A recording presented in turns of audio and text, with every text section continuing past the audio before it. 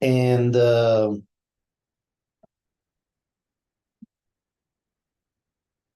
I'll start now. Hare Krishna. So, welcome to this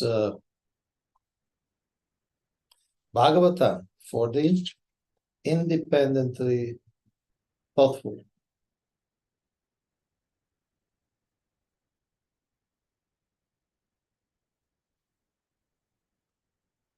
With my wife, Shrila Dasi, we already been doing 21 episodes. This is the first time we do with Facebook Live. And we are studying the 7th canto of Srimad Bhagavatam.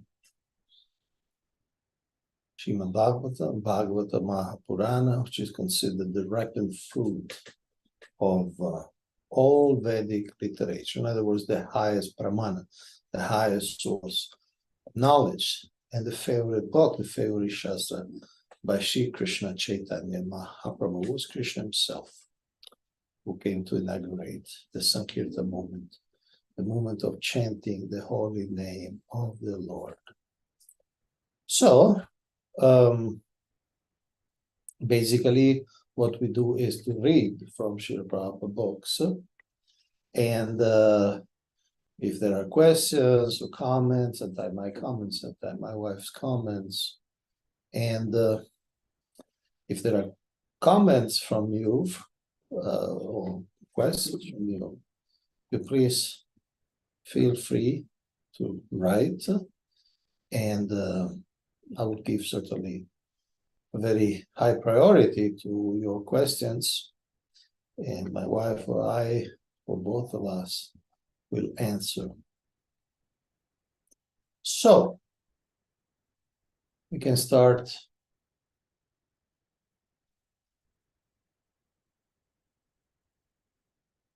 reading. Chapter 8. Lord Nishingadeva slays the king of the demons. Can you share the screen through my computer so that the text can be seen also for people on Zoom? Then you can read it also, and it will be displayed also. And anyway, Facebook you can't screen share. But where is it? It's there, one of the open windows, 7th canto. I don't see it. If you can come and set it up, I can share it.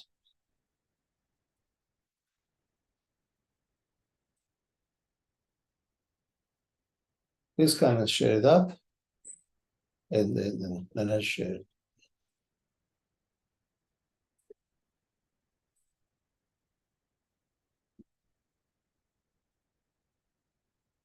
So we start text 1, Narada Muni.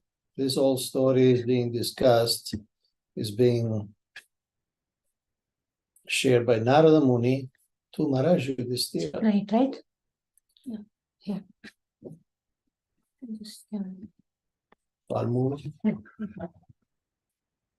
So now we are both on Facebook and Zoom. Zoom and on YouTube. It's live on YouTube. Okay. So whatever you show here will appear. I'm online from the phone. So we are online on Facebook, on Zoom, and also on YouTube. So you have a vast choice for participation. Okay, so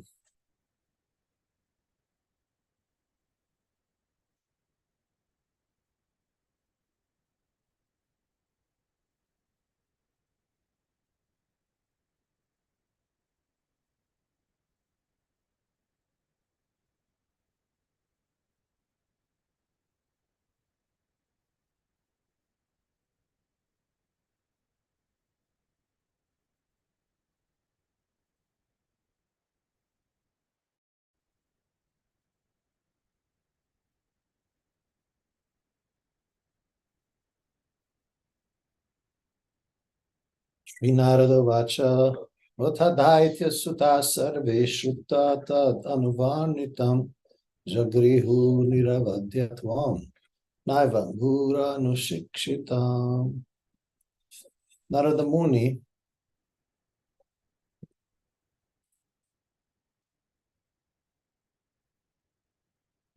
continued. All the sons of the demons appreciated the transcendental instructions of Prahlāda Maharaj and took them very seriously.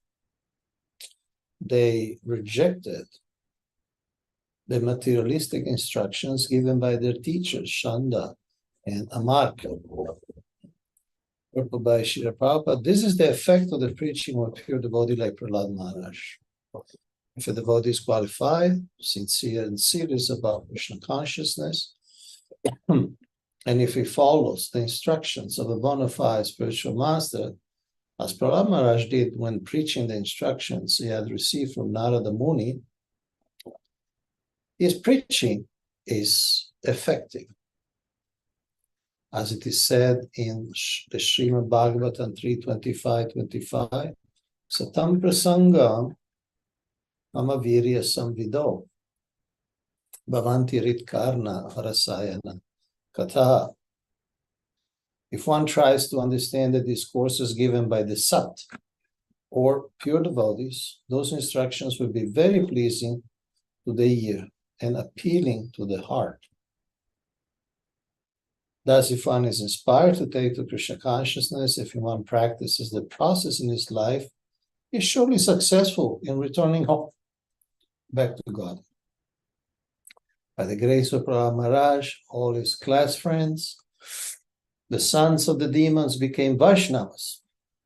They did not like hearing from their so-called teachers, Shanda and Amarka, were interested only in teaching them about diplomacy, politics, economic development, and similar topics meant exclusively for sense gratification. I mean, interestingly, these topics were materially very elevated, were for leaders, were for kings. Nowadays, people are not even anymore so much interested in this type of topics in education. Generally, they just want to learn about computer programming, which is a Shudra work. It's just a skill, just an art that you get hired to perform. And but still, although materially elevated, this was against Krishna consciousness, this teachings by Shanda and Amarka. And so the children in their school just rejected their teachings. So we'll see that this will not go down very well with Shanda and Amarka and with their employer, Hiranyakashipu.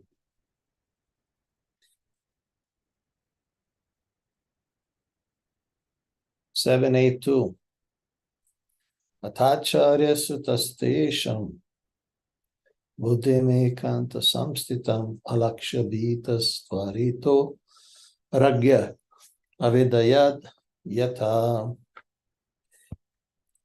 When Shanda and Amarka, the sons of Shukracharya, observed that all the students, sons of the demons, were becoming advanced in Krishna consciousness because of the association of Prahlāda Maharaj, they were afraid. They approached the king of the demons and described the situation as it was. Purport. Bhaktivedanta Swami Prabhupada. The word buddhi mekanta samstitam indicate that as an effect of Prahlāda Maharaj preaching, the students who listened to him became fixed in the conclusion that Krishna consciousness is the only object of human life. The fact is that anyone who associates with a pure devotee and follows his instructions becomes fixed in Krishna consciousness and is not disturbed by materialistic consciousness.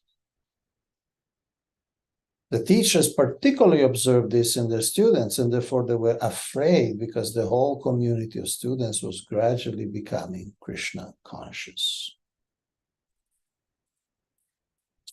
Let me know when you want to read, if you have this impulse.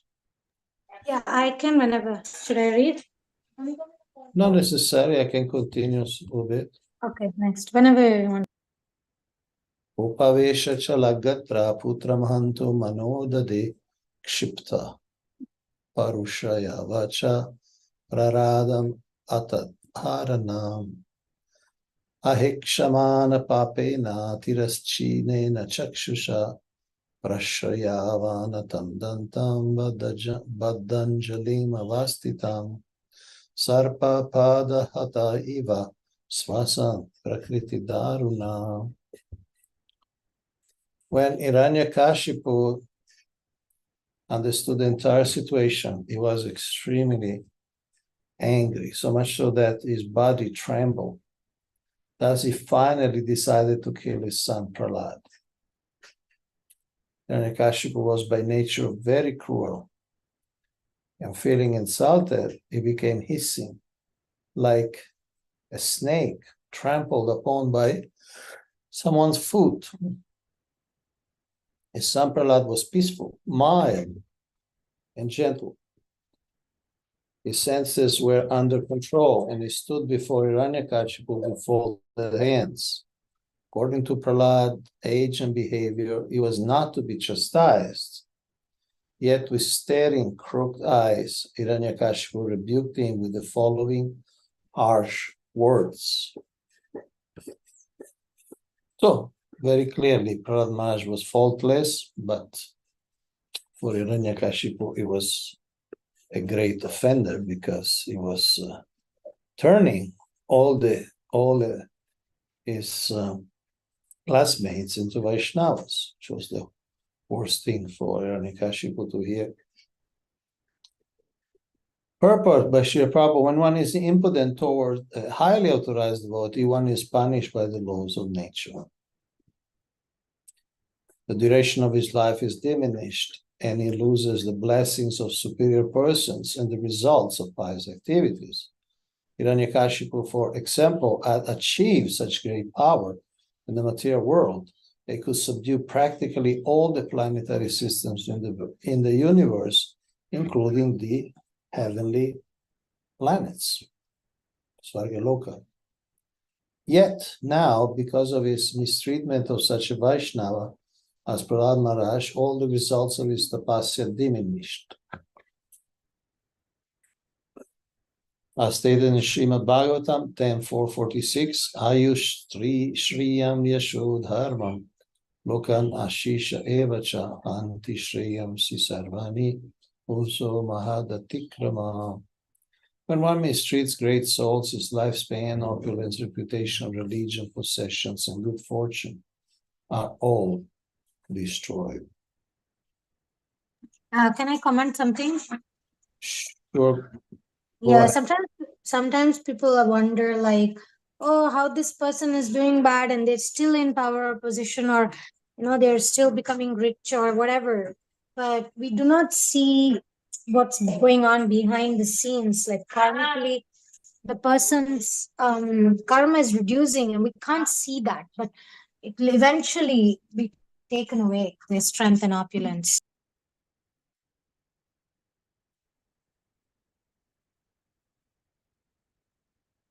Thank you. Shri Hiranyakashipu Uvacha.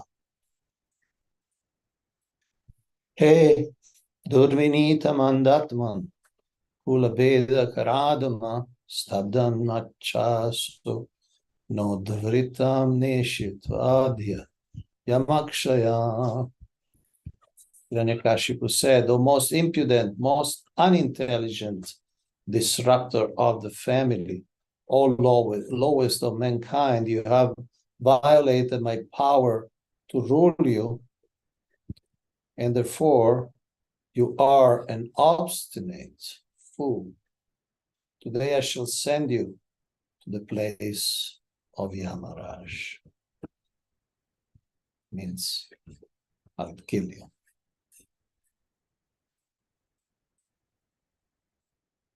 Purport by Srila Prabhupada, Hiranyakashipu condemned his Vaishnava son Prahlāda for being durvinita, ungentle, uncivilized, or impudent.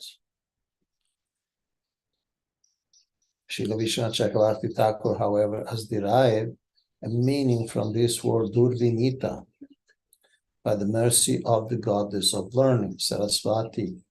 He says that Duhu refers to this material world. This is confirmed by Lord Krishna in his instruction, Bhagavad Gita, that this material world is dukkhalayam, full of material conditions. V means vishesha, specifically, and Nita means brought in. By the mercy of the Supreme Lord, Prahlāda Maharaj was especially brought to this material world to teach people how to get out of the material condition. V means vishesha, specifically, and Nita means brought in. By the mercy of the Supreme Lord, Prahlāda Maharaj was especially brought to this material world to teach people how to get out of the material condition. Lord Krishna says, Yadha yadha dharmasya glanirvavati bharata. When the entire population or part of it becomes forgetful of its own duty, Krishna comes. When Krishna is not present, the devotee is present, but the mission is the same, to free the poor conditioned souls from the clutches of the Maya that chastises them. Srila Vishwanath Chakravarti Thakur further explains that the word mandatman means manda, very bad, or very slow in spiritual realization. As stated in Srimad Bhagavatam 1.1.10, manda sumanda matayo, manda bhagya. Prahlāda Maharaj is the guide of all the mandas, or bad living entities who are under the influence of Maya. He is the benefactor even of the slow and bad living entities in this material world. Kula Beda Kara Dhamma. By his actions, Prahlāda Maharaj made great personalities who established big families seem insignificant. Everyone is interested in his own family and in making his dynasty famous, but Prahlāda Maharaj was so liberal, they made no distinction between one living entity and another. Therefore, he was greater than the great Prajapatis who established their dynasties. The word stabdam means obstinate. The devotee does not care for the instructions of the asuras. When they give instructions, he remains silent. The devotee cares about the instructions of Krishna, not those of demons or non-devotees. He does not give any respect to a demon, even though the demons may be, even though the demon be his father. Machas no dritam. Prahlāda Maharaj was disobedient to the orders of his demoniac father. Yama Kshayam. Every conditioned soul is under the control of Yamaraj. Hiranyakashipu said that he considered Prahlāda Maharaj his deliverer. For Prahlāda would stop Hiranyakashipu's repetition of birth and death. Because Prahlāda Maharaj, being great devotee, was better than any yogi, Hiranyakashipu was to be brought among the society of bhakti yogis. Thus, Srila Vishwanath Chakravarti Thakur has explained these words in a very interesting way, as they can be interpreted from the side of Saraswati, the mother of learning. Can you go on?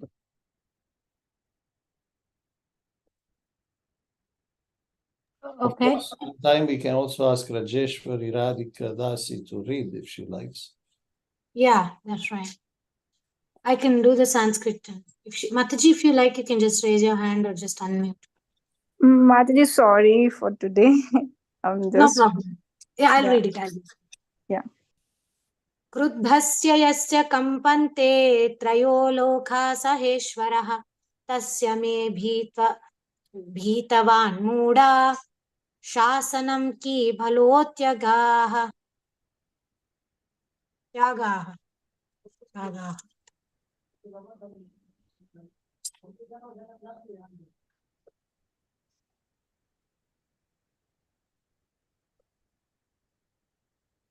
The relationship, my son Prahlāda, you rascal, you know that when I'm angry, all the planets of the three worlds tremble, along with their chief rulers, by whose power has a rascal like you become so impudent that you appear fearless and overstep my power to rule you?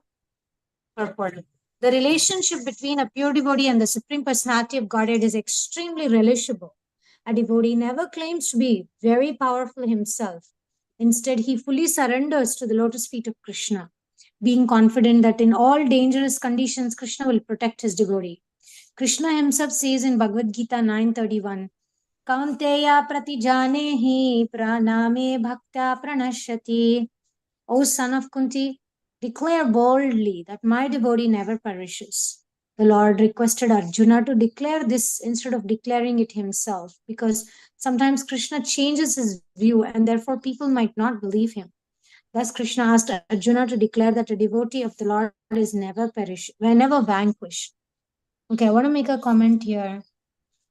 This is like a typical narcissistic behavior when people just like lose it and say, don't you know that when I am angry, I can make everybody be afraid of me? Who are you to deride my power?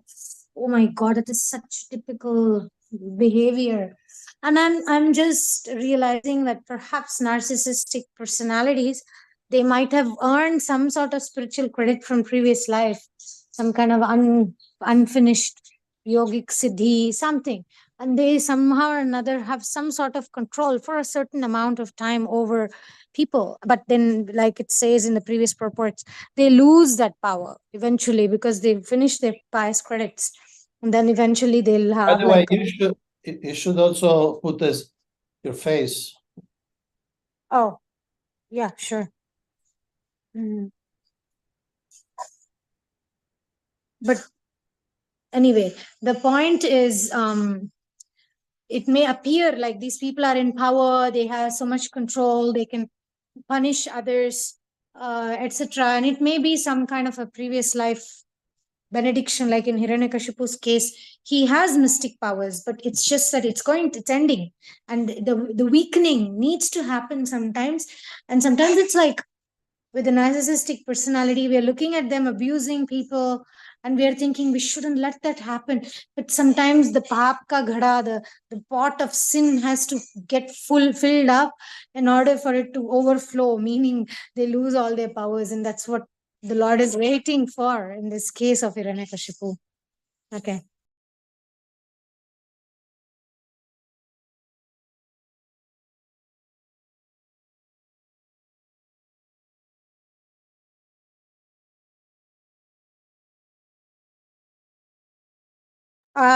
Prabhuji, you want to show from your screen? You want to share screen from your computer?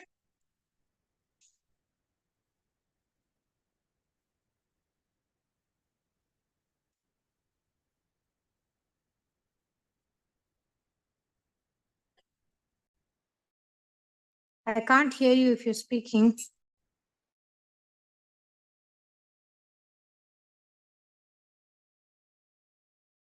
Because I can't read anything because there's nothing on the screen. So I'm wondering if you're going to share it. What is the verse? I don't remember the number. Sorry. Okay. Let me share.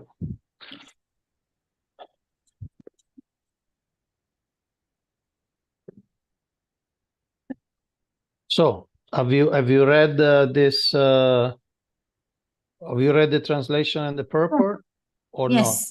Also the Yes, purport. I did. Yes. Okay. So next. Okay, you read, please. Shri Prahlāda Vacha Na Kevalam Me Bhavat. Okay, now.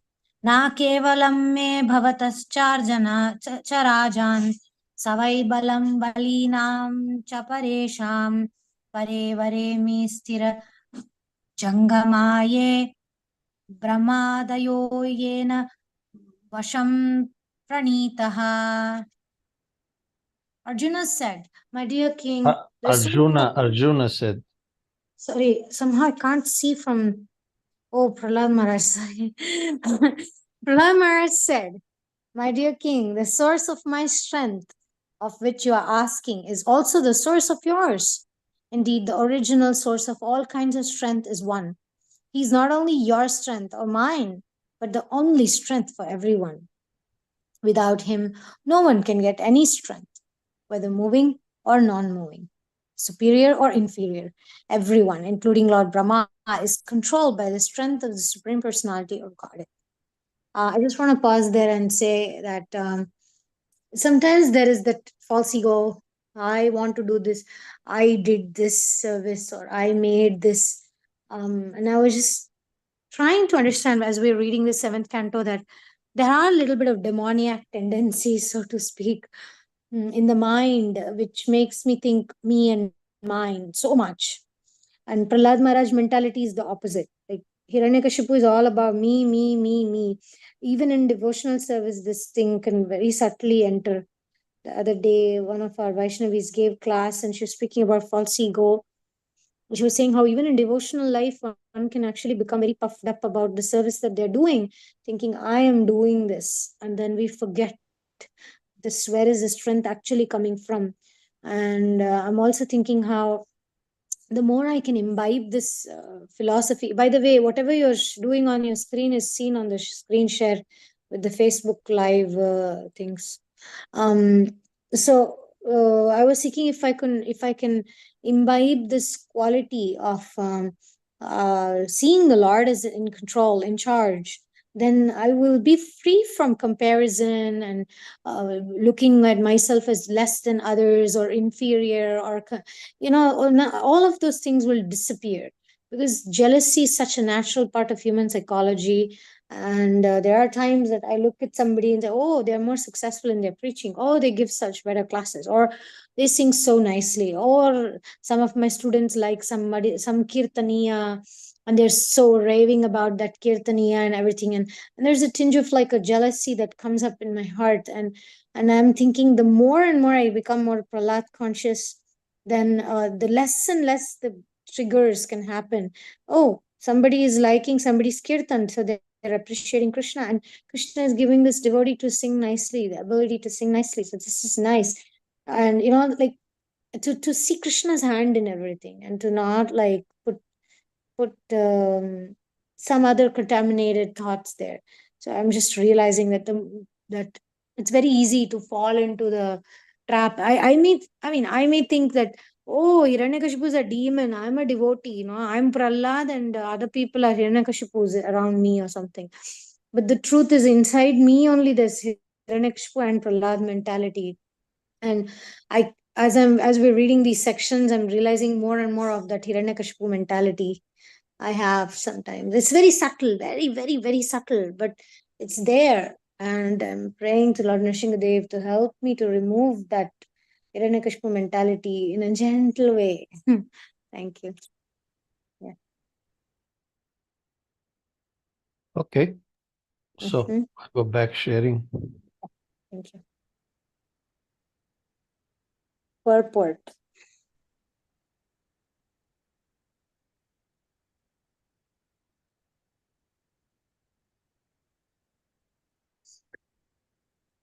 Lord Krishna says in Bhagavad Gita 10:41, Yad yad yad yad vibhuti matsattvam srimadurjitameva va tad tad eva gachatvam mamate jomsha sambhavam. Know that all beautiful, glorious, and mighty creations spring from but a spark of my splendor. This is confirmed by Prahlad Maharaj. If one sees extraordinary strength or power anywhere, it is derived from the Supreme Personality of Godhead. To give an example, there are different grades of fire, but all of them derive heat and light from the sun. Similarly, all living entities, big or small, are dependent on the mercy of the Supreme Personality of Godhead. One's only duty is to surrender, for one is a servant and cannot independently attain the position of master. One can attain the position of master only by the mercy of the master, not independently. Unless one understands this philosophy, he is still a Mudha. In other words, he's not very intelligent. The Mudas, the asses who do not have this intelligence, cannot surrender unto the Supreme Personality of Godhead. Understanding the subordinate position of the living entity takes millions of births. But when one is actually wise, he surrenders unto the Supreme Personality of Godhead. The Lord says in Bhagavad Gita 7:19, Bahunam janmanamante jnanavam mam prapadyate vasudeva sarvamiti samahatma sudurlabha. After many births and deaths, he who is actually in knowledge surrenders unto me, knowing me to be the cause of all causes and all that is. Such a great soul is very rare. Prahlāda Maharaj was a great soul, a Mahatma, and therefore he completely surrendered unto the lotus feet of the Lord. He was confident that Krishna would give him protection under all circumstances. I really, this is so purifying. I'm really thinking it would be so liberating and freeing to reach that point of understanding that Krishna is a source of all strength. Krishna is a I source of believe all you should power. put your video on especially when you talk. Okay. Okay.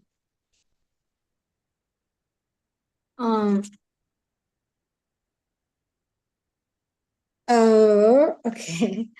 So this meditation, this thought, I feel it's very powerful to see Krishna as the source of strength behind people.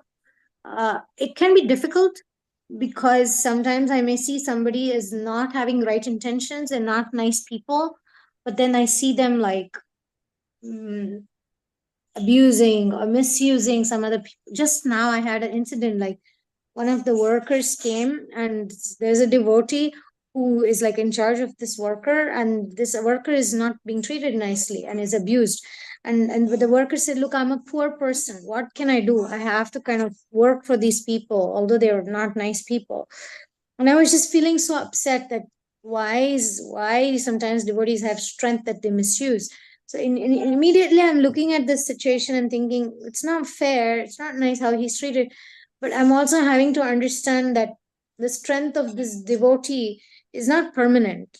Just recently the devotee had some serious problems, with some legal cases and stuff. So it's not like they can get away with it all the time, although momentarily it may look like they will get away. And so I was thinking, wow, it's like prayer, compassion. What would Prahlāda Maharaj do? He would pray not only for the worker, but he will pray also for the person who's abusing. And so with a heavy heart, actually, I wouldn't say like wholeheartedly, but with a heavy heart, I am making a prayer that may this devotee realize sooner than later that it's not nice to treat people like this, and be given good intelligence so they can rectify themselves and correct themselves and come on the right path. But yeah, it's so nice to reach that level of peace of looking at things like Prahlāda does, and to not be agitated, to understand Krishna is in control, Krishna is in charge, and always pray for the individuals and not lose it or not try to dominate, not to, how Prabhupada says, not lord it over the material nature. There's so many subtle ways that at least I try to lord it over material nature. So I'm just thinking, I really find this to be very inspiring, reading Prahlada's mood. Okay.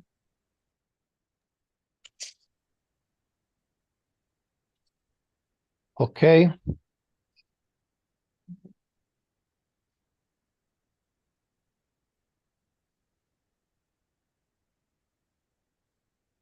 So,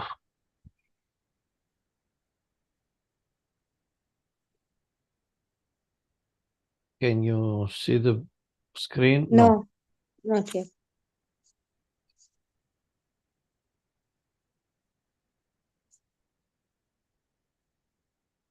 Sa Ishvara Kala Urukramo Sau Ujahasava Sattva Balenindriyatma Sa Eva Vishwam Paramasva Shaktibi Srijatyavati Atigunatra Yesha Supreme Personality of Godhead, who is the supreme controller and time factor, is the power of the senses, the power of the mind, the power of the body, and the vital force of the senses. His influence is unlimited, is the best of all living entities, the controller of the three modes of material nature. By his own power, he creates this cosmic manifestation, maintains it, and highlights it also. Since the material world is being moved by the three material modes, and since the Lord is their master, the Lord can create, maintain, and destroy the material world.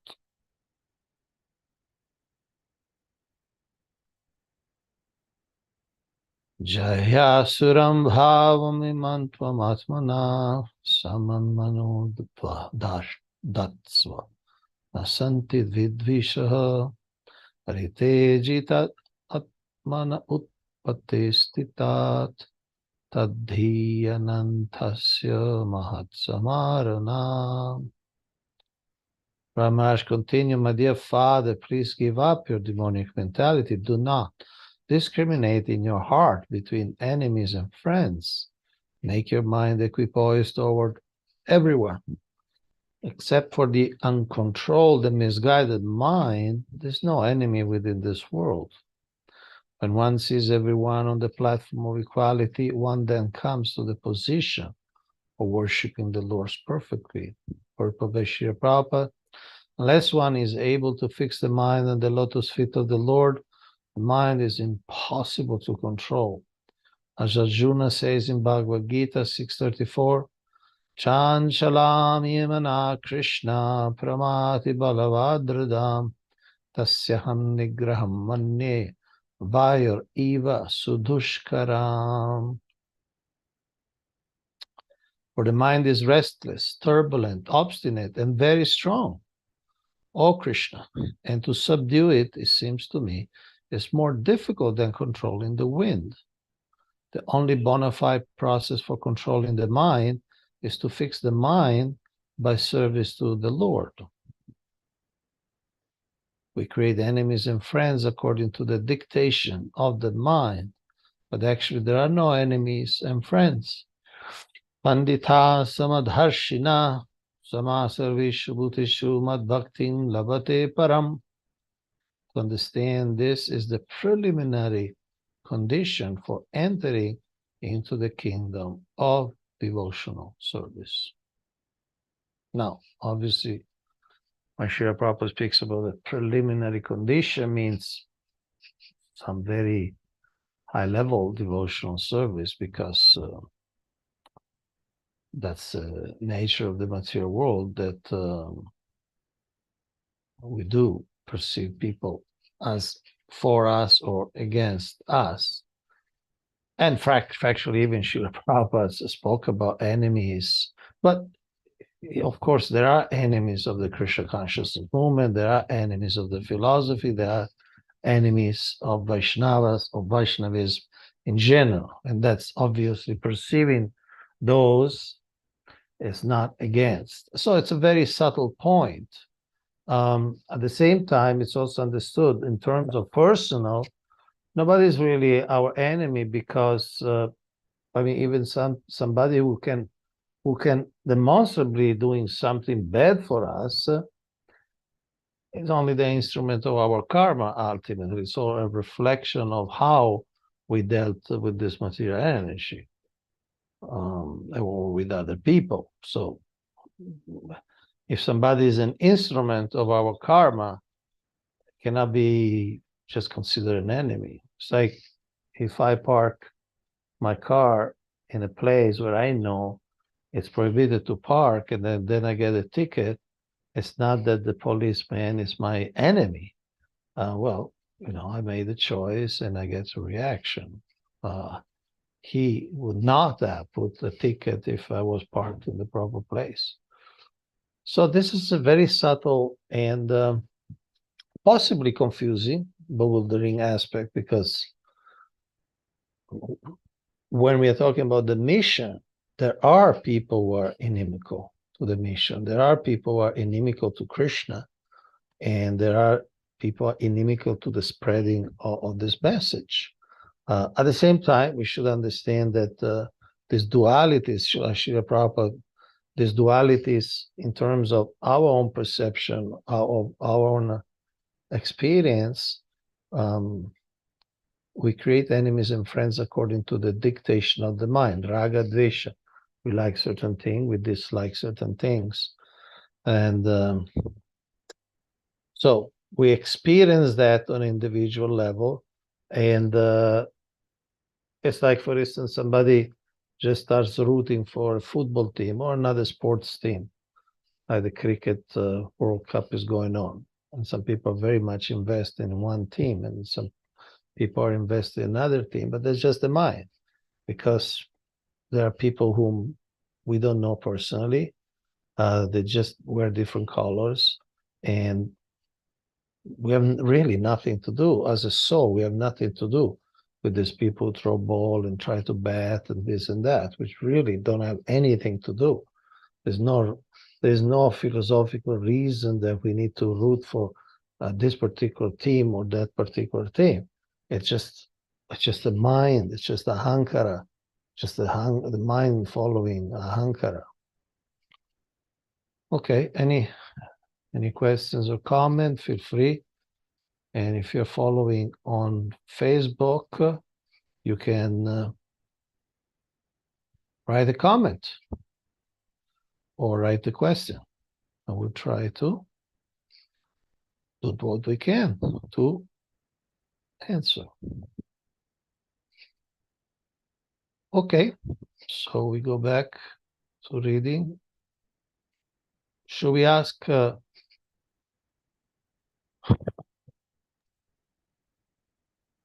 Rajeshwari Radhika Mataji Prabhu to read if she likes? Probably she's cooking, so she can't read.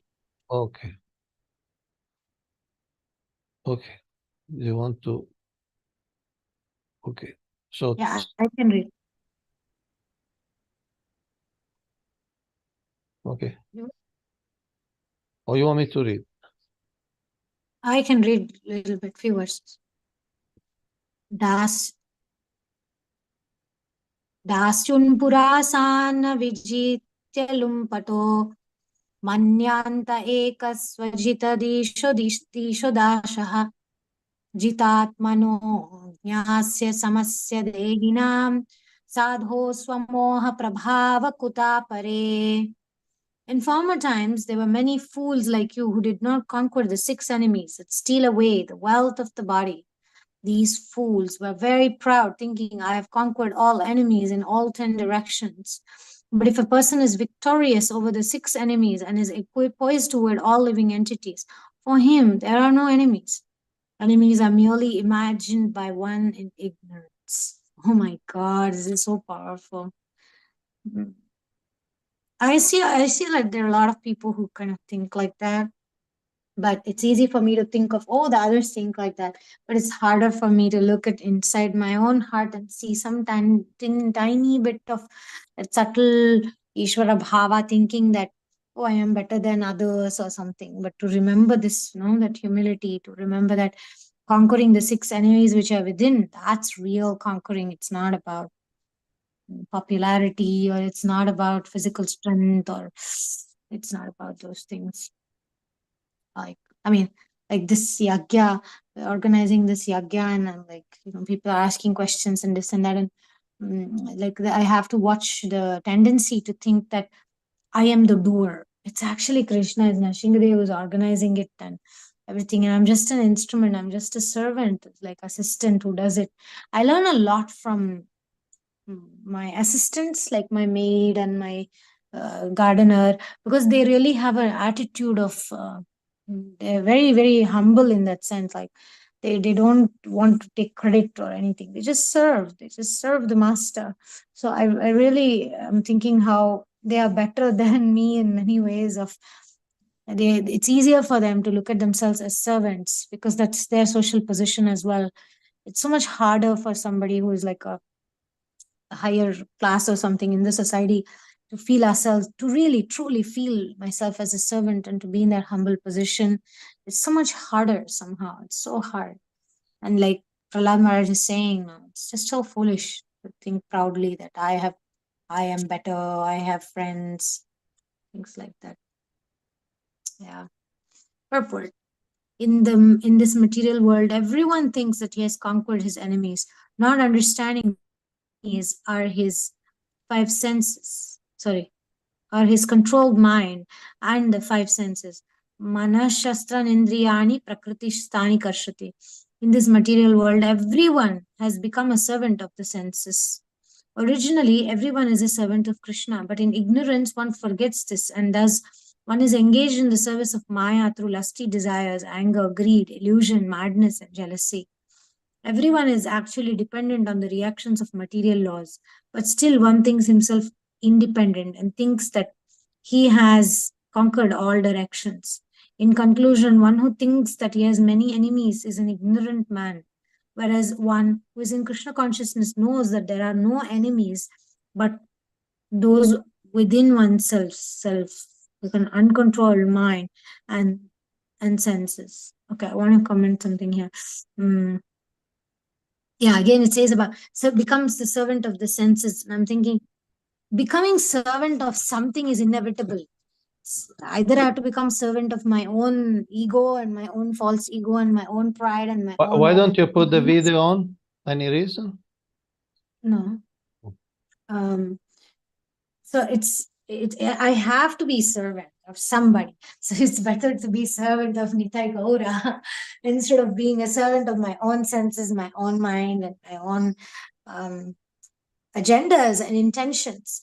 And that requires that humility. So yeah, I'm learning from the servitude.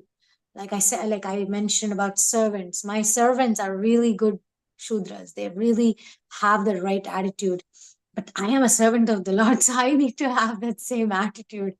So I learned from them. Like my servants, they're really like satisfied people. And one man is not even a Hindu, he's a Muslim, but he's so dependent on the Lord. And so I can learn from their attitude that they really trust God.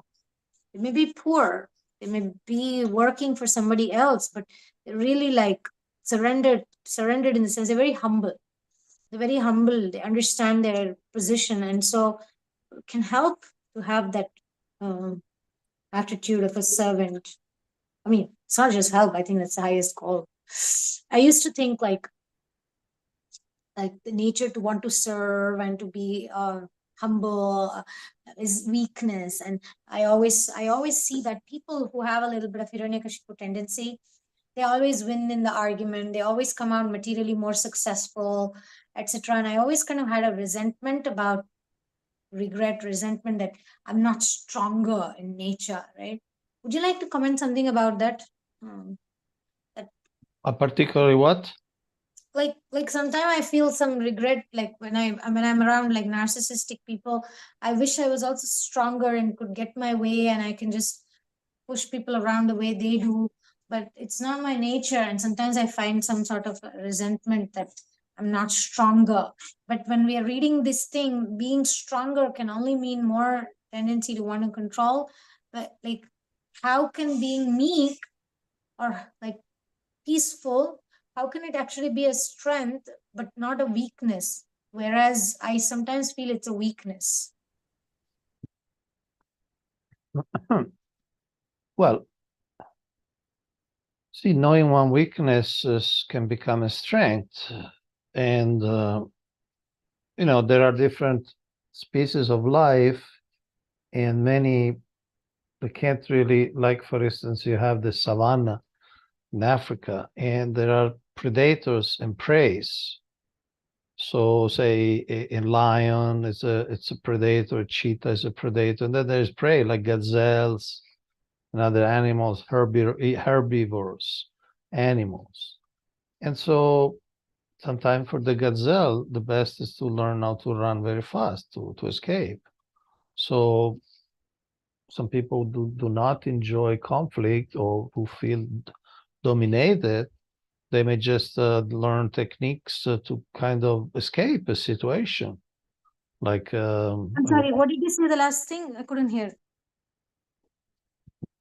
Is if one is not a predator, if one doesn't enjoy conflict, or feels dominated in some situation, then he or she should develop techniques how to escape the situation. Like a woman can say, well, this is interesting. I'll ask my husband because I don't feel to take a decision by myself. Like somebody wants to sell you something very aggressively. You say, yeah, I'll ask my husband. I'll find out from him. So, or just things like do reflective listening. You don't have to take a position. The persons may say something that you agree or not agree, but you can just repeat. Oh, so if I understand you correctly, you're feeling very frustrated because of what happened yesterday. So you're thinking that what they did to you is very bad. You may not agree. You may not agree. You may think that, no, what they did to him was perfectly fine. Whatever that is, I'm talking hypothetically, of course, but whatever that is, maybe you don't agree. You say, oh, they treat me so badly. You may not agree that they treat him badly. And you can suggest, but you can just say, oh, so you think they really abuse their power and their authority. And he will confirm, yes. So you don't have to, you're not agreeing, you're just listening. So one is delay. Okay, I have to ask somebody. I cannot decide now. I have to check certain things.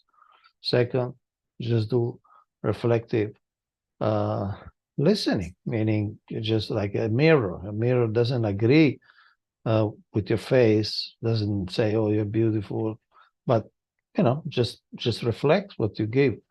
So if one is not a predator, can learn to escape, can learn, and even that when somebody is angry at you, somebody say, hey, you have been foolish doing this. You could say, so you really think I should have acted in a different way?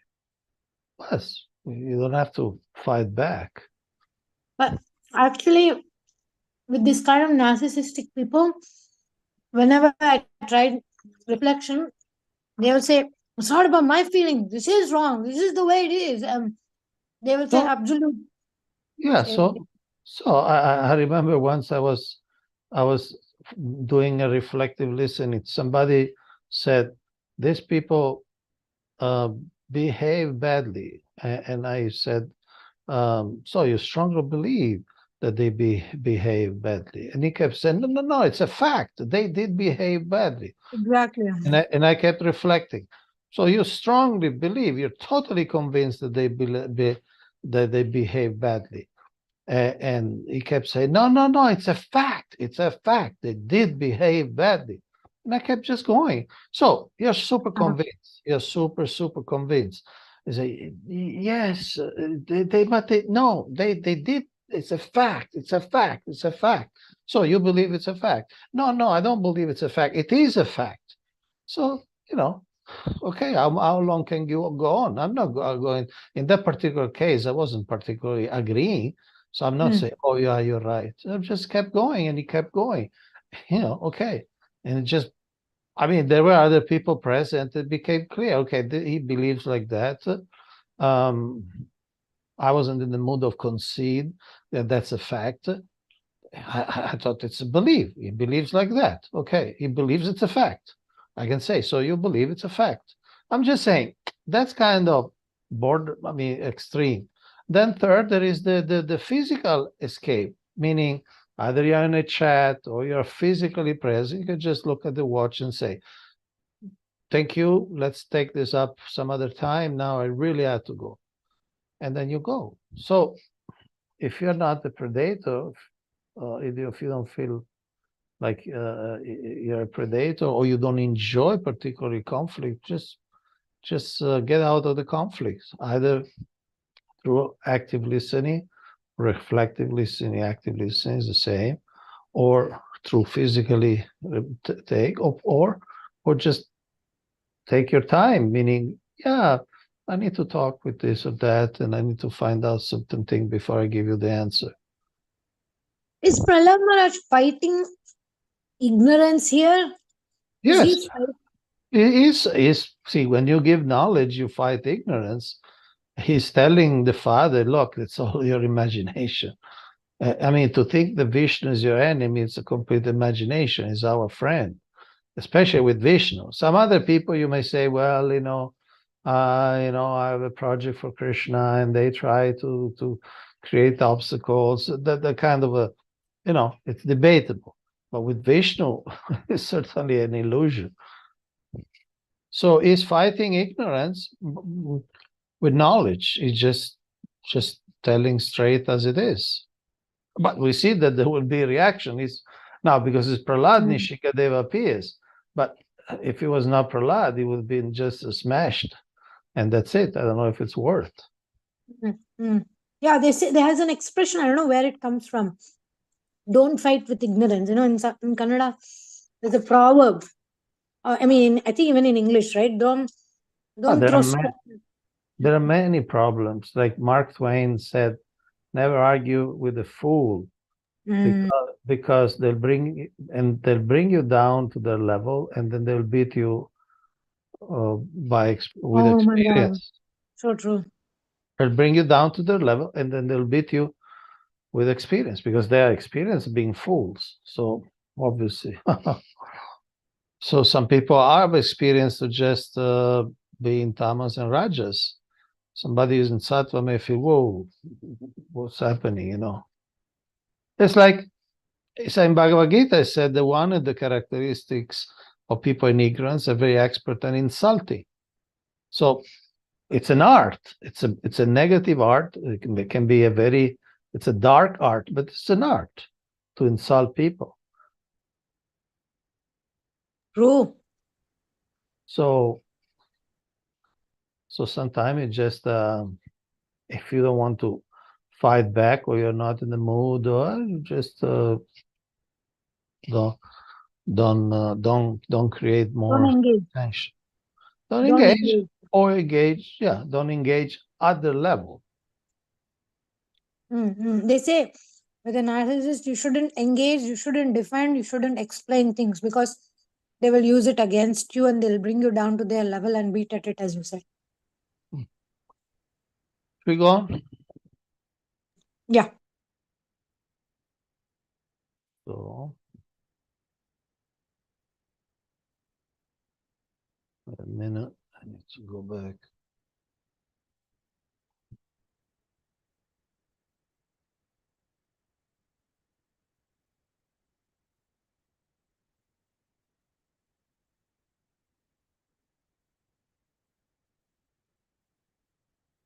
Hiranyakashipu uvacha vyaktam tvam artukamosi yotimatram vikattase mumurshunam imandatman nanosyur viklavagiraha. Hiranyakashipu replied, you rascal, you're trying to minimize my value, as if you were better than me at controlling the senses. This is over-intelligent. I can therefore understand that you desire to die at my hands, for this kind of nonsensical talk is indulged in by those about to die. It is said in Hitopadesh, Upadesho hi murkanam prakupaya nashantaye. If good instructions are given to a foolish person, he does not take advantage of them, but becomes more and more angry. Prahlāda Maharaj's authorized instructions to his father were not accepted by Hiranyakashipu as truth. Instead, Hiranyakashipu became increasingly angry at his great son, who was a pure devotee.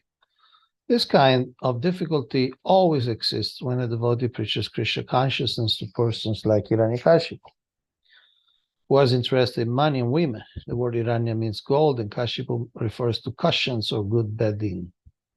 Moreover, a father does not like to be instructed by his son, especially if the father is a demon.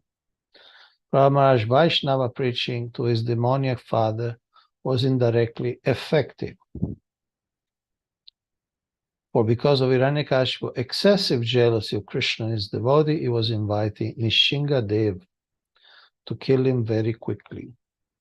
Thus he was expediting his being killed by the Lord himself. Although Hiranyakashipu was a demon, he is described here to be addressed by the added word, Shri. Why?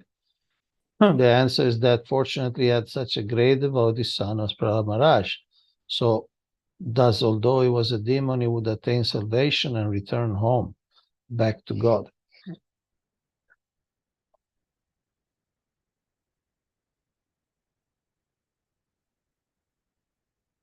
Okay.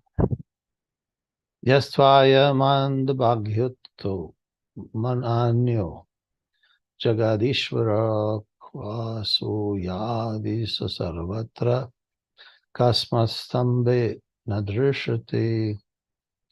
Oh, most unfortunate Prahlāda, you have always described a supreme being other than me, a supreme being who is above everything, who is the controller of everyone, who is all pervading. But where is he? If he is everywhere, then why is he not present before me in this pillar? Purport by Srila Prabhupada, demons sometimes declare to a devotee that they cannot accept the existence of God because they cannot see. But what the demon does not know is stated by the Lord himself in Bhagavad Gita 7:25. Naham prakasha sarvasya yogamaya samavrita. I'm never manifest to the foolish and unintelligent, for them I'm covered by yogamaya. The Lord is open to being seen by devotees, but non-devotees cannot see him. The qualification for seeing God is stated in Brahma Samhita 5:38. Premanjana churita bhakti vilochanena santasa daiva hridayeshu vilokayanti. A devotee who has developed a genuine love for Krishna can always see him everywhere. Whereas a demon not having a clear understanding of the Supreme Lord cannot see him. When Hiranyakashipu was threatening to kill Prahlāda Maharaj, Prahlāda certainly saw the column standing before him and his father, and he saw that the Lord was present in the pillar to encourage him not to fear his demoniac father's words. The Lord was present to protect him. Hiranyakashipu marked Prahlāda's observation and asked him, "Where is your God?" Prahlāda Maharaj replied, "He's everywhere." Then Hiranyakashipu asked, "Why is he not in this pillar before me?"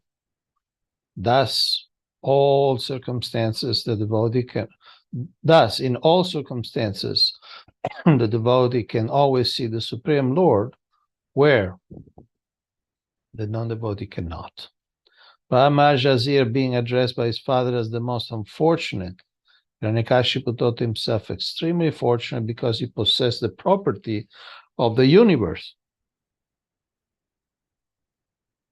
Prahlāda Maharaj, his legitimate son, was to have inherited his vast property, but because of his impudence, he was going to die at his father's hands.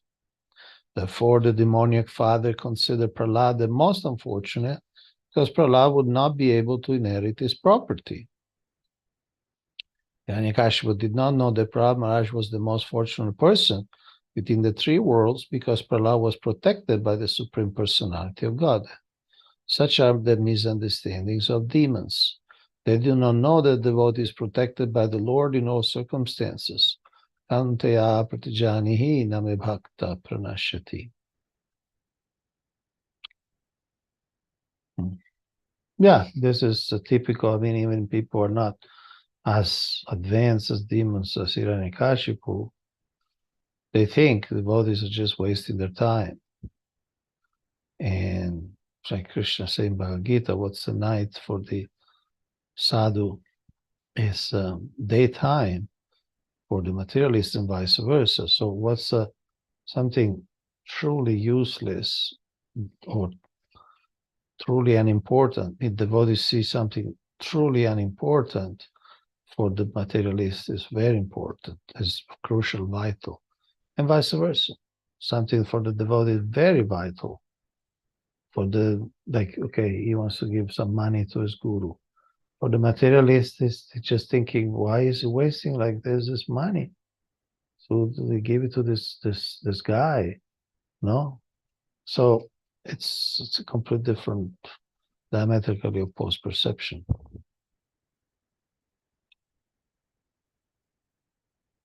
So you want to read next?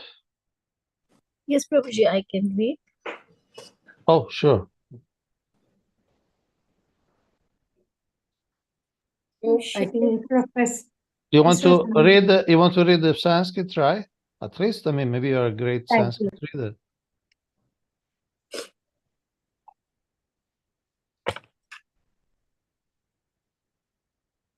So aham vikta hammanasya sira kayad dharamite gopayayet haristvaridya yaste smaranam ipasit ipsitam. Sorry, because you are speaking so much nonsense, I shall now serve your head from your body. Now let me see your most worshipable God come to protect you. I want to see it. Purport. Demons always think that the God of the devotee is fictitious. They think that there is no God and that the so-called religious feeling of devotion of God is but an opiate, a kind of illusion. Like the illusions derived from LSD and opium.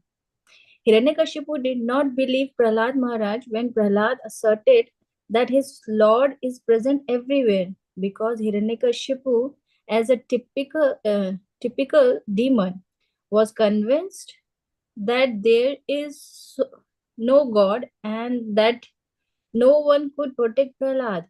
He felt encouraged to kill his son. He challenged the idea that the devotee is always protected by the Supreme Lord. Okay.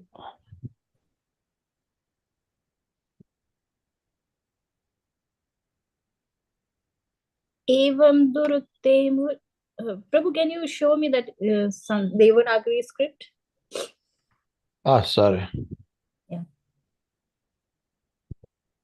Evam durukte murhurdayan rusha sutam mahabhagvatam mahasuraha khandagam pratyahuptapatipto parasanat stambham tatadatibalam sumuштita. Being obsessed with anger, Hiranyakashipu, who was very great in bodily strength, thus chastised his exalted devotee son Prahlad with harsh words. Cursing him again and again, Hiranyakashipu took up his sword, got up from his royal throne, and with great anger struck his fist against the column.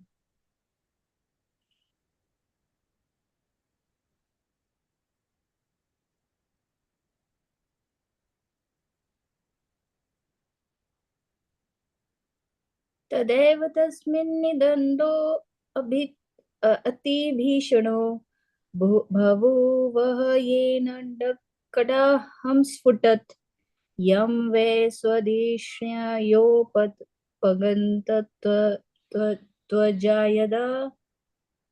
त्वजादया श्रुत्वा स्वधामत्ययमङ्गमेनिरे. Then from within the pillar came a fearful sound which appeared to crack the covering of the universe. Oh my dear Yudhishthira, this sound reached even the abodes of the demigods like Brahma. And when the demigods heard it, they thought, oh, now our planets are being destroyed. Purport. As we sometimes become very much afraid of at the sound of a thunderbolt, perhaps thinking that our houses will be destroyed, the great demigods like Lord Brahma feared the thundering sound that came from the pillar in front of Hiranyakashipu.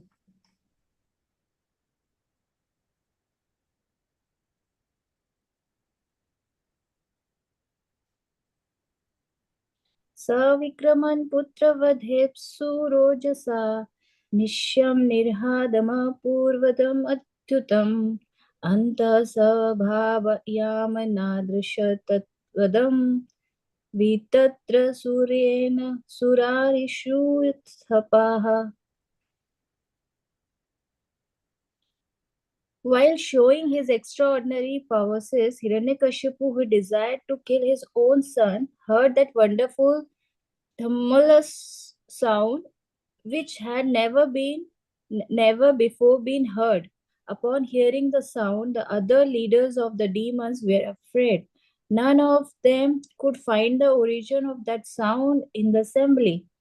Purport: in Bhagavad Gita 7.8, Krishna explains himself by saying, Raso aham aposu konteya prashnami asi surayayo pranavaha sarva vedeshu shabdakhe purusham nrushu. O son of Kunti, I am the taste of water, the light of the sun and the moon. The syllable Om in the Vedic mantras. I am the sound in either and ability in. I am the sound in ether and the ability in man. Here the Lord exhibited his presence everywhere by the tumultuous sound in the sky. Tumultuous sound in the sky, Shabd Khe. The tumultuous sound, thundering sound was proof of the Lord's presence. The demons like Hiranyakashipu could now realize the supreme ruling power of the Lord, and thus Hiranyakashipu became afraid. However powerful a man may be, he always feared the sounds of the thunderbolt. Similarly, Hiranyakashipu and all the demons who were his associates were extremely afraid because of the presence of the Supreme Lord in front of sound. Although they could in the form of sound. The form of sound. Although they could not trace out the source of the sound.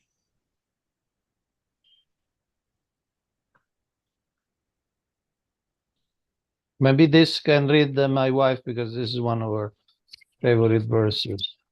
Yeah, sure. Satyam. Satyam vidhatum nijabritya bhashitam vyaptim cha bhuteshvakilyeshu chatmanah adrishyatam atyadbhuta rupam udvahan stambhe savaya namrigam namanusham namrigam namanusham namrigam namanusham Narasimha, to prove that the statement of his servant Prahlāda Maharaj was substantial. In other words, to prove that the Supreme Lord is present everywhere, even within the pillar of an assembly hall. The Supreme Personality of Godhead Hari exhibited a wonderful form never before seen. The form was neither that of a man nor that of a lion. Thus, the Lord appeared in his wonderful form in the assembly hall. Report. When Hiranyakashipu asked Prahlāda Maharaj, "Where is your Lord? Is he present in the pillar?"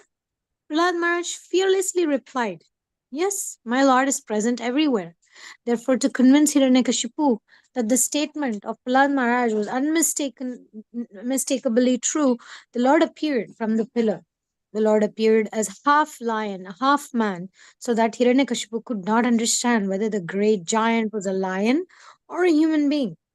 To substantiate Prahlād's statements, the Lord proved that his devotee, as declared in Bhagavad Gita, is never vanquished. Kaunteya pratijanehi name bhakta pranashyati. Prahlād Maharaj's demoniac father had repeatedly threatened to kill Prahlād, but Prahlād was confident that he could not be killed, since he was protected by the Supreme Lord. By appearing from the pillar, the Lord encouraged his devotee, saying in effect, "Don't worry, I am present here. By manifesting his form as Nrsimhadeva, the Lord also preserved the truth of Lord Brahma's promise that Hiranyakashipu was not to be killed by any animal or any man. The Lord appeared in a form that could not be said to be fully a man or a lion.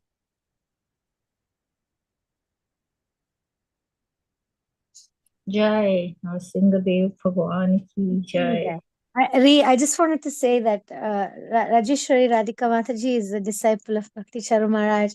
And I always say to her that whenever Maharaj would see you, he would always sing this verse that's in the purport, Kaunteya Pratijane Name Bhaktya Pranash. He would always say that. And I always remember this. Every time I read this verse, I remember Bhakti Charan Maharaj. And this is the third come since the class started. I heard this thing and I was remembering the same thing you spoke to me. Yeah, because it's the way he would recite it. Whether it's a GBC meeting or as soon as Kante, I don't, you know how Maharaj is so sweet in his voice, and he will always say Yeah. this verse every time he'll see Kante Prabhu. He'll say this verse.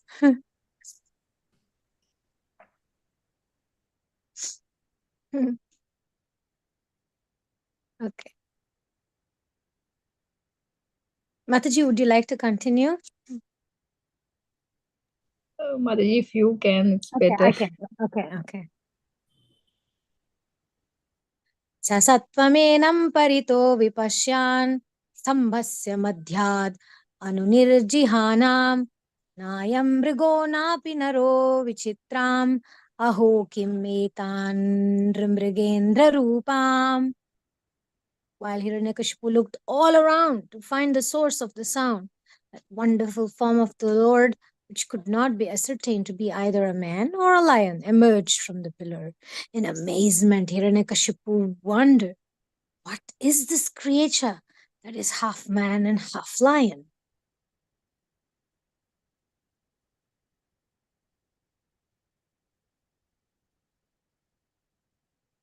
Purport. A demon cannot calculate the unlimited potency of the Supreme Lord. As stated in the Vedas, Parasya Shaktir Vividhaiva Shruyate Swabhaviki Jnana Balakriyacha. The different potencies of the Lord are always working as an automatic exhibition of his knowledge. Or demon, it is certainly wonderful that the form of a lion and the form of a man can be united. Since a demon has no experience of the inconceivable power for which the Supreme Lord is called all-powerful, demons cannot understand the omnipotence of the Lord. They simply compare the Lord to one of them. Avajananti mudha manushim tanumashrita. Mudas, rascals, think that Krishna is an ordinary human being who appears for the benefit of other human beings. Paramabhavam ajanantaha. Ajanantaha. Fools, rascals, and demons cannot realize the supreme potency of the Lord, but he can do anything and everything. Indeed, he can do whatever he likes. When Hiranyakashipu received benedictions from Lord Brahma, he thought that he was safe since he received the benediction that he would not be killed either by an animal or by a human being. He never thought that an animal and human being would be combined so that demons like him would be puzzled by such a form. This is the meaning of the Supreme Personality of Godhead's omnipotence. Wow, far out, huh? Adbhuta Rupam, never ever seen, amazing form. Also, I just wanted to bring up this point about how the form of Nrsimhadev, he appeared mainly Satyam Vidhatum Nijabhritya Bhashitam. He wanted to prove that Prahlāda Maharaj's statement was true. So he didn't have any obligation to come out of the pillar. Right? I mean, why should he, right? He's so many, like we worship the Lord by inviting him in the deity form, Arsha Vigraha. We do so much to call the Lord upon. So why should he appear anywhere in random pillar? He did it just to prove that Prahlad, when he said, is your Lord here? He said, of course he's here also. Vasavayati sarvatra tasmat stambena dishyate, Prahlad is saying. Everywhere, he's everywhere, and therefore also he is in this pillar. And so Sometimes it's like that. To make the words of a devotee come true, the Lord can do amazing things, amazing, miraculous things. We've seen so many devotees' lives so many times. The Lord, once we say, "My dear Krishna, I'm yours. I don't want to serve anybody else. I don't want to bow my head and serve anybody else's feet. I want to serve only your lotus feet." And Krishna will make all arrangements. It's that internal adjustment that we need. That Krishna, I'm yours. That's it. When we say I'm yours, then Krishna will do everything to protect us. And everything. Vasavayati, no, what's that? Satyam vidhatum, nija bhritya bhashitam. To make the words of Prahlāda come true. The Lord jumps out of the pillar. Yeah, any comments either of you have about this statement? Vasavayati, Satyam vidhatum, nija bhritya bhashitam. Well, the fact that Satyam Vidatum, Nija Bhritya, Bhashita, Nija Bhritya means his own servant, Bhashitam, the statement. So the statement of this Prahlāda, of his devotee, Satyam Vidhatu, to confirm the truth. That was in other words, it's not that every demon starts beating a call on Nishingadevas to come out, or any demon says, "Oh, is a god? Is he in this pillar or in this wall or in this cupboard?" And he start beating the cupboard, the pillar, or the wall. Then God has to come out. But in this case, it did not come out to show Hiranyakashipu. Of course, eventually we'll also fight and kill. But the Bhagavatam makes this point, and in fact, it's the verse. I would say the first verse of the appearance of Nishingadev. Satyam Vidatum, the first line. Satyam Vidatum. He was not obliged to show Hiranyakashipu anything, but because his devotee said something, he felt, well, he said something, I need to show that he is right.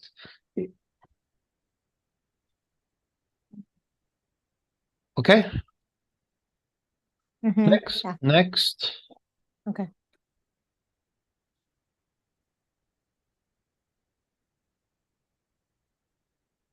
You saw Rajeshwari Radhika Mataji is asking, please share other example related to this statement. Other Well, I'm thinking, I don't example? know, of this Satyam Vidhatum. I don't know if it's a true thing. Like, for example, I'm thinking of Dhruva Maharaj. He said, no, he told I will get a kingdom bigger than my father and grandfather. So the Lord made that also come true. In one sense, that is also, like, we had a question in our class, like, after Dhruva realizes that's not what he wants, why did the Lord still give? Well, because once we speak our desires, the Lord is going to kind of take care of it. And some other example I was thinking, I don't know if Ambarish Maharaj, it was not so much about Satyam Vidhatum. He didn't say anything, but he was protected by Sudarshan Chakra in different ways. What else? Any other related example she's asking through this Satyam Vidhatum Nijabhritya Bhashitam? But this is a very particular situation. First of all, because of the stature, the caliber of Prahlāda Maharaj, and second, because of the challenge of Hiranyakashipu. So we may not specifically find, I mean, we may or may not. Right now, I can't think of any particular example in which a demon challenges a devotee, and then the devotee, and then the Lord appears just to show that the appears or does something just to show that the devotee is right. There may be, but now I can't think of any specific.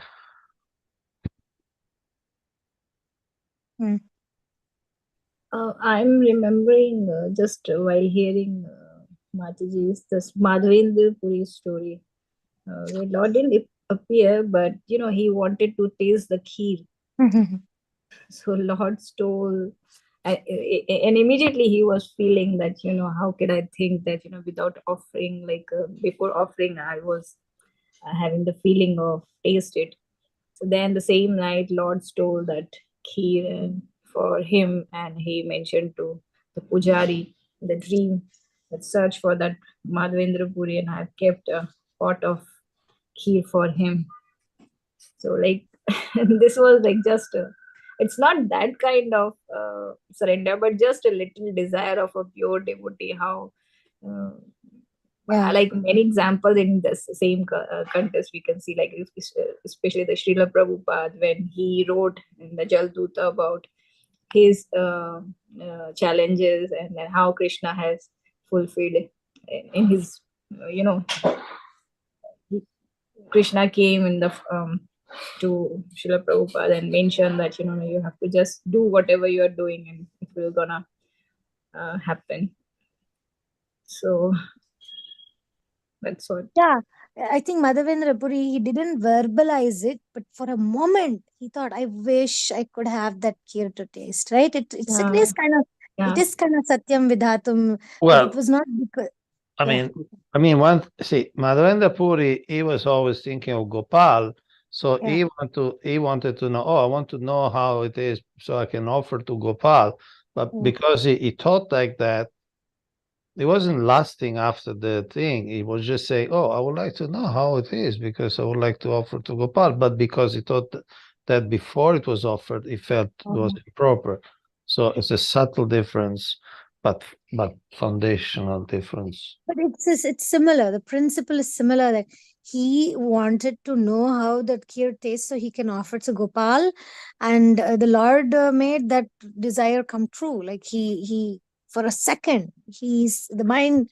If you're talking about the Lord making a desire true, is different. Of course, there are many examples. But if we say satyam vidhatu, if it's for showing, for demonstrating, for corroborating the words of a devotee, that I'm not thinking of any particular thing. Okay. Should we read these 3 verses so we finish with those? Yes. Okay, I just wanted to say there's that verse Satya Satya Satya Ramana Satya Sankalpane Satya Nitya Tora Tande Purandara Vitalane is Purandara Dasa Bhajan, and in that he says that Satya Ramana Satya Sankalpa. He's Krishna Satya Sankalpa. Once how do you translate Satya Sankalpa? That his determination is always Sure. realized. Yeah. It always comes through. Yeah. Is like Satya Sankalpa, whatever he Sankalpa he has, it will always definitely, most certainly will come true. Like that. And this is beautiful example of that. I'm thinking how he appears as half man, half lion. Because then he's Satya Sankalpa, determined to kill Hiranyakashipu, determined to keep Brahma's promise. At the same time, determined to protect Prahlāda. So all of them combined, Satya Satya Satya Ramana Satya Sankalpane. That connects with this verse of Satyam Vidhatum Nijabritya Bhashitam. So Krishna, also in Vishnu Sahasranama it comes about how he's a Satya Sankalpa and Satyaram. He's very, very expert at making whatever he wishes come true.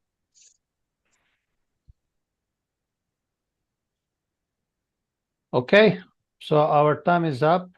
If we read these 3 verses, we go beyond. So we could, if anybody wants to say any final word, otherwise we can close here. I just wanted to say in that thing, Satya Ramana, Satya Sankalpane, Satya Nitya Tora Tande Puran. Please keep me always in the truth of your will. The prayer ends like that. Please always keep me at the truth of your will. Let your will be the truth in my life. Like, sorry, Yeah. Rajeshwari, Mataji, you were saying something. Yeah, actually, I was just thinking that how Lord will reciprocate. Like when he know the pure devotee's heart. He knows that they are pure. Whatever they ask, it is really it's a truth. Like as you say, the satyam. So that's why that he God willingly he is doing to fulfill the desires.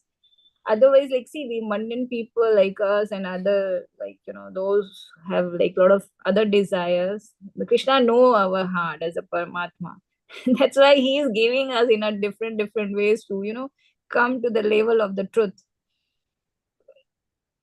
So this is I was just thinking of these things. That's why, like, see, like, even I was thinking of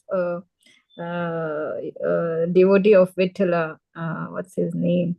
Who's the other person who destroyed his Shastra, whatever he wrote? Then the river itself, it bring out from the river. What's his name? Pundrika. Pundrik. Yes. Yes. So I was just thinking all these pastimes is coming in front of my eyes. True. Just thinking. So how they see, because God knows that he's a pure devotee, that that he makes all the arrangement to make the words of his devotee to come true. So I was thinking, like, why we were thinking, oh, it should be like, why our desire is not getting fulfilled? Just because we don't have that purity of heart and that sincerity and the determination. That's why. I mean, I'm thinking Mahabharata war, right? How many Satya Sankalpas happened there? How many truths had to be revealed? How much of different vows, right? Bhima had made a vow that I'll kill all the 100 Pandava Kauravas, and that was also the Lord fulfilling. They say, right? The hero of Mahabharata is not Bhima. The hero of Mahabharata is not Arjuna. The hero of Mahabharata is not Karna, as many people would say. The actual hero of Mahabharata is Krishna only, because he's the one who made each of their vows possible. So many vows, right? Each of the devotee took up. Killing Jayadratha, to killing the Duryodhana, to killing the Dushasana and drinking the blood, and oh my god. Then Bhishma and Shikandi's vow from previous life and her revenge and everything. It was all fulfilled by the Lord only. He only brings everybody together in that battlefield of Kurukshetra to make everybody come and fight. Okay, thank you so much for sharing. So we'll end here. Thank you so much, Prabhuji. Hare Krishna. Mantra Srimad Bhagavatam ki jai, Srila Prabhupada ki jai, Jai. Gaura Bhakta Vrinda ki jai, Jai. Hari Hari Bol. Bol.